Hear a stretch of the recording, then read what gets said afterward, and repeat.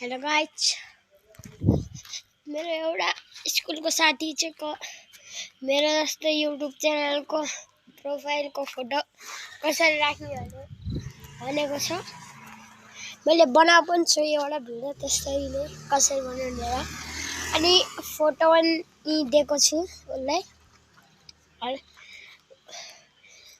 अनि त्यो चाहिँ एउटा एप पो हुन्छ हैन। त्यो एपको नाम चाहिँ अहिले एकछिनमै म हेर्छु। एकछिनमा एपको नामै बिर्सेँ मैले। त्यो एपमा चाहिँ माथि नाम लेख्नुपर्छ।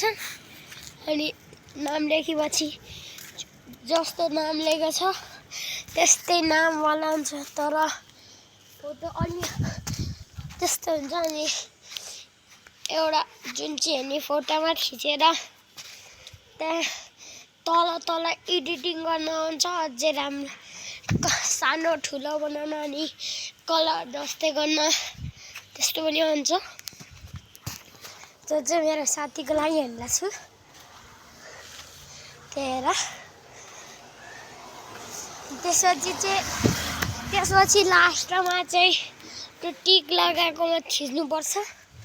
अनि त्यो टिक लगाएकोमा थिचेपछि त्यहाँ फेरि तल एउटा कतिवटा अप्सन हुन्छ, त्यसमा चाहिँ एकछिन एउटा डाउनलोड गर्नेको साइन हुन्छ यस्तो अनि यस्तोवाला हुन्छ। त्यसमा थिच्ने अनि त्यो चाहिँ फेरि फ्रीमा आउँछ। अनि त्यसपछि चाहिँ युट्युबमा गएर हाल्ने। त्यसपछि हाल्ने फेरि भयो। यति नै थियो। म गएँ। छन त एकछिन नजारा पनि देखाइदिन्छु। उता चाहिँ मेरो साथीहरूको घर हो, उतै हो यस्तो।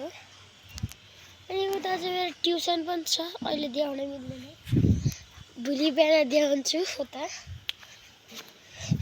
तर भोलि चाहिँ मेरो स्कुलमा चाहिँ आर्ट कम्पिटिसन हुन्छ। उता अझै एउटा पार्क छ उता।